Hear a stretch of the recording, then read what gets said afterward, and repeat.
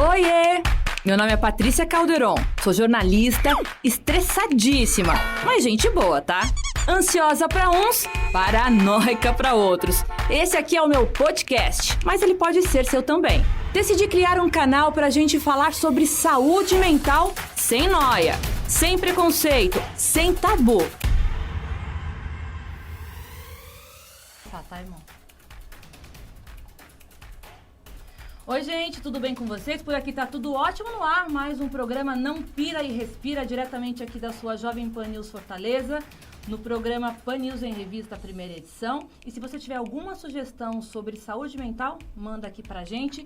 Comigo hoje a jornalista Eveline Frota. A gente vai bater um papo sobre crimes cibernéticos, o que isso afeta no dia a dia da pessoa. A gente vai falar sobre ansiedade, sobre depressão, sobre preconceito, sobre gordofobia, tudo que você pode entender desse universo dos preconceitos, né? E que ela foi vítima e vai contar um pouquinho do relato dela pra gente. Eveline, muito obrigada pela sua presença aqui no nosso programa Não Pira e Respira. A gente já conversou aí no ano passado, né? A gente falou um pouquinho sobre esses preconceitos, né? Que a gente vive nas mídias sociais, mas eu queria trazer de novo essa conversa para a pauta, principalmente porque essa semana, né, uma cantora de forró perdeu o filho que foi vítima aí de preconceito homofóbico nas redes sociais e ele tirou a própria vida. Obrigada, viu, Eveline? Imagina, Patrícia, é um prazer estar aqui com você, prazer. E, infelizmente, o assunto não é simples. Gostaria de estar aqui falando sobre algo muito mais ameno, mas acredito que esse é o nosso papel também como jornalistas, como formadores de opinião. Isso é necessário, nós somos educadores de alguma forma para a sociedade. E sim, passei por situações bem complicadas quando eu era repórter no vídeo, porque tinha aquela ideia, né, instalada de que você tinha que ter um tipo físico padrão, você tinha que ser um modelo, né? E, gente, isso não existe. Na verdade, o que existe é o compromisso com a notícia, é o compromisso com a informação.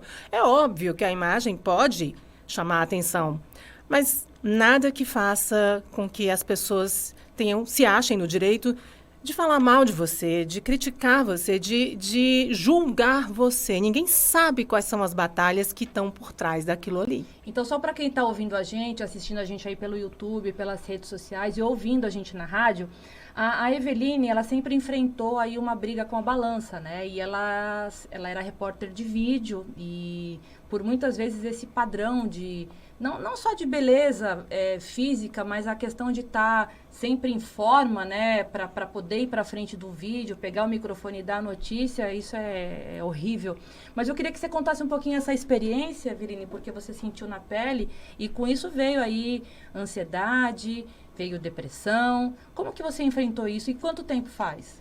Olha, Patrícia, isso desde a adolescência, né? Assim, a questão da autocobrança. Eu sempre me cobrei demais por ter bons resultados, sempre fui boa aluna. Mas chegou um momento em que aquela autocobrança passou a ser uma coisa muito tóxica. E aí eu só fui notar preste atenção, através da respiração. Eu comecei a notar que a minha respiração estava muito curta. E era como se faltasse alguma coisa aqui dentro.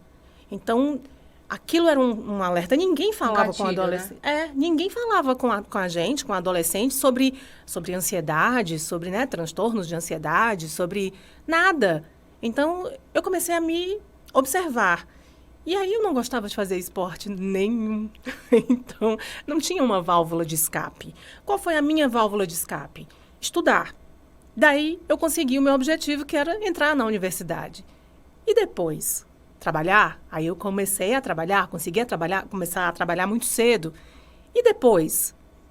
E aí depois veio aquela história, né? Volta aquele bichinho ali, aquela respiração difícil. Eu falei, tem alguma coisa acontecendo aqui. E aí eu comecei a comer as minhas emoções. Então, eu queria até te perguntar sobre isso, porque você teve problema com transtorno alimentar, Sim. Né? Você tratou? Tratei. Qual foi o momento que você falou, não, eu preciso de ajuda? O que engatilhou aí para você entender que você precisava procurar ajuda para esse transtorno alimentar? Foi um somatório. Na verdade, vieram os xingamentos, mesmo eu ganhando prêmios de jornalismo. Aí é que eu me esforçava mais. Você já estava no vídeo nessa época do transtorno alimentar? Sim. Foi a partir do vídeo, na verdade. Porque eu começava a me ver e começava a me cobrar. E aí, quanto mais eu me cobrava, eu já estava com todos os elementos ali na mão, né? Eu já tinha como estudar, eu já tinha como trabalhar, eu já tinha onde pesquisar, mas a ansiedade, ela está ali. Então, se você não trata, ela vai procurar um outro foco. E aí eu acabei indo para a comida. Então, eu comia, eu não sabia, Patrícia, o que eu tinha comido. Eu era capaz de comer uma pizza inteira sem saber o que eu tinha comido minutos depois. E o que aconteceu? É óbvio que eu fui engordando mais ainda e fui me sentindo muito mal. E era uma briga diária, né? O cérebro o tempo inteiro, você não está bem, isso não é bom para você. E do outro lado mas como é que eu vou dar vazão a essa sensação que eu não sabia que chamava ansiedade? Né? Para você ver como é louco isso, eu já era jornalista e não tinha essa informação. E aí tem um momento que teve um choque. As coisas começaram a não se concatenar mais. E aí meu joelho estourou. E eu tive que parar de trabalhar. E aí foi que entraram os médicos. E ainda bem, Patrícia, que existem muitos médicos de especialidades diferentes da psiquiatria, mas que tem esse olhar, né, para o todo. E um dos médicos, o médico do meu joelho, olhou para mim e disse assim: como é que está a sua alimentação? Por que você está acima do peso? O que acontece com a sua cabeça?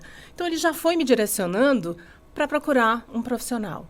E isso foi um divisor de águas.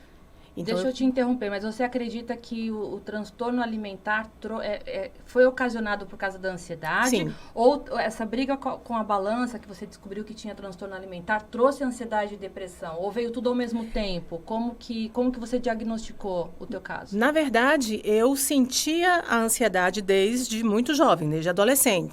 Só que aí eu fui colocando coisas para fazer no lugar dela, ocupando, né, meu espaço, meu tempo, minha mente. Quando eu cheguei num momento em que eu achava que eu já tinha todos os elementos que eu queria, ela voltou a aparecer. Então, a ansiedade me trouxe o transtorno. Porque até então, senão eu teria sido obesa desde cedo. Isso não aconteceu. Só aconteceu quando eu comecei a trabalhar. Então, a ansiedade me trouxe vários problemas, né? Trouxe a compulsão alimentar, trouxe a desordem, trouxe problemas físicos, joelho. Fiquei 4 meses sem andar. Então, foi esse o período que foi o divisor de águas, porque eu tive que repensar e procurar ajuda profissional. Mas você chegou a ter bulimia, algum outro transtorno alimentar que piorasse ainda mais a tua situação? Ainda bem que não. Ainda bem que não, porque a gente sabe que muitas pessoas têm vários, né? Que é bulimia, anorexia, né? No meu caso, não. Era um descontrole, era uma compulsão. Eu queria comer mais e mais. Se eu estivesse estressada, eu queria comer para passar o estresse. Ou queria dormir. E eu estava com dificuldade para dormir. Então, assim, muito elétrica. E não podia fazer exercício físico. Eu não tinha descoberto a maravilha que é fazer exercício físico para a mente, para a saúde mental. Eu não tinha descoberto nessa época. Então, eu literalmente comia minhas emoções. E aí era um ciclo vicioso mesmo, porque quanto mais você se estressa querendo sair daquela situação, mais estresse você gera e mais você come. E aí eu sei que muita gente pode estar se identificando com essa situação, mas tem saída, já sabe, assim, tem saída. O mais importante de tudo é realmente você ter o autoconhecimento, é você parar, respirar, né, não pirar. Procurar ajuda. E procurar ajuda. Eu queria trazer um pouquinho aqui para a pauta, Eveline, porque essa semana a cantora Valquíria dos Santos, né? O filho dela tirou a própria vida depois de sofrer homofobia nas redes sociais por conta de um vídeo que ele brincava com um amigo. E ele começou a sofrer várias ofensas virtuais. O que você acredita que hoje em dia a mídia social, as redes sociais têm trazido de malefício, principalmente para os jovens, né, que estão muito envolvidos, né, com essas questões das mídias sociais? O que diferente de lá, da época que você sofreu esse tipo de preconceito para agora, e o que na sua opinião tem levado aí a tantos jovens ao suicídio? Patrícia, na época em que eu sofria esse tipo de bullying, não eram 24 horas por dia. Eram cartas que eram enviadas para a redação. Eram pessoas que telefonavam e falavam: essa menina está muito gorda, o que essa menina pensa que é? Tira essa menina do vídeo. Né? O texto dela é muito bom, mas ela está muito acima do peso, não gosto de vê-la.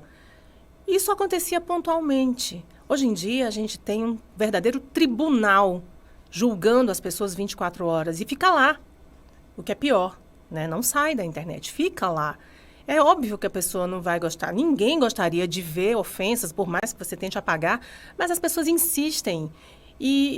Então, hoje, parece uma coisa contínua. Eu vejo assim, é contínuo. Né? Então, quando começa um cancelamento, entre aspas, uma sucessão de xingamentos, não para nunca. Só que essas pessoas precisam entender que a internet não é uma terra sem lei. Existe legislação. E também não é um tribunal, né? Não é a Santa Inquisição, nós não temos fogueira, nós não estamos mais no período medieval.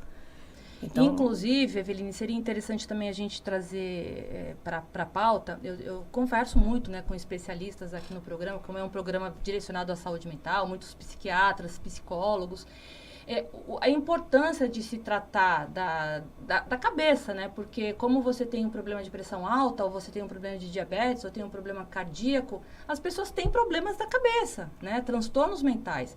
E a própria mãe do rapaz, né, a Valquíria, a cantora, ela comentou que ele tinha indicações depressivas. Então, assim, isso é muito importante, gente, porque quem assistiu o depoimento dela nas redes sociais, no mesmo dia em que o filho tirou a própria vida, ela alerta para que os pais fiquem de olho, né, nos filhos, se está muito tempo trancado dentro de um quarto, se está muito tempo envolvido com rede social, se esconde a amizade, se está fazendo coisas às escondidas, isso não é sadio. Então, assim, é aí que é o gatilho, que a gente tem que ficar de olho mesmo nas nossas crianças, né? Então, hoje, não só a internet, como a gente falou da questão do tribunal inquisitório, né? Mas a pessoa mesmo que tem essa tendência depressiva, ou a tendência que já sofre de algum tipo de transtorno mental, tem que ficar de olho. Gente, transtorno mental pode não ter cura, mas tem tratamento, tem terapia. Pode não ser a solução imediata, mas o tratamento vai ajudar a amenizar, né, Eveline? E você procurou ajuda? Sim, procurei ajuda, fui acompanhada por um psiquiatra. Terapia, medicamento? Terapia, fiz terapia com psicóloga, fiz terapia com psiquiatra, né, acompanhamento com medicamentos e com o tempo sendo retirados, quer dizer, foi um tratamento. Um desmame, né? Um desmame, é importante isso, esse acompanhamento profissional. Também comecei a meditar, que ajuda bastante. Então, aí você começa a se autoconhecer. Então, eu fui em busca disso, do autoconhecimento. Então, hoje eu me conheço, eu sei quando eu estou entrando num gatilho. E aí eu já não vou mais para aquele escape tóxico. Eu tento fazer outras coisas. Eu vou caminhar com a minha cachorra, eu vou, sabe, assim, vou gastar a minha energia, aquela que a ansiedade está puxando, eu vou gastar em outras coisas. Eu boto a música bem alta, vou cantar. Quer dizer, eu trago a minha energia para uma outra esfera. E o mais importante, realmente, é a gente ficar atento. E adolescentes, né, eles não têm essa informação muito fácil, apesar da gente ter internet aí. Mas os pais, realmente, se puderem, conversem, sabe? Falem com eles. É tão importante a gente ouvir de quem a gente confia, de quem está dentro da nossa casa. Né? Então, assim, eu venho de uma família muito grande, meus pais não tinham tempo de falar comigo. Minha filha, você está respirando bem? Você está, né, acontecendo alguma coisa? Não dava tempo. Então, assim, hoje a gente tem uma situação em que até a gente está mais dentro de casa, né, até bem pouco tempo atrás, e ainda estamos nos adaptando, readaptando a sair. Então, se os pais puderem ficar atentos e orientarem, sabe, abrirem esse canal, essa conexão, para não terem situações como essa, tão dramáticas, né, situações tão evitáveis. E a gente pode conviver, sim, como você falou, a gente pode conviver, a gente consegue descobrir outras qualidades e outras formas de viver bem, sem deixar que o transtorno de ansiedade alimentar ou qualquer outro tome conta da nossa vida. Ele não vai ser nosso guia. E nós somos exemplos disso, né? Sim. Você teve o transtorno alimentar que você conseguiu tratar, alguns gatilhos de ansiedade e depressão em tratamento. Eu também com meu transtorno de ansiedade, por isso que esse programa existe, o Não Pira e Respira, ele surgiu justamente por conta disso, para a gente falar sobre desmistificar os problemas de transtornos mentais durante a pandemia. E é um programa que tem feito, assim, tem dado repercussão porque as pessoas estão se identificando. Poxa, se a Patrícia está lá, né? Ela trabalha, ela é casada, cuida dos filhos, vive uma vida social normal. Por quê? Porque eu busquei tratamento também, gente. Então, qualquer gatilho aí que você acha estranho, ou no seu filho, ou em algum familiar, em algum amigo, no vizinho, peça ajuda, ofereça ajuda e vai ficar tudo bem. Eveline, muito obrigada pela sua participação aqui com a gente no Não Pira e Respira, viu? Eu que agradeço e sempre que puder conte comigo. Eu acho que esse é um assunto que a gente tem que estar sempre trazendo para que as pessoas fiquem alertas e fiquem saudáveis. Gente, obrigada pela sua participação. E se tiver alguma sugestão sobre saúde mental, manda aqui pra gente no Não Pira e Respira. Eu vou ficar esperando, tá? A gente se vê no próximo sábado. Obrigada, tchau.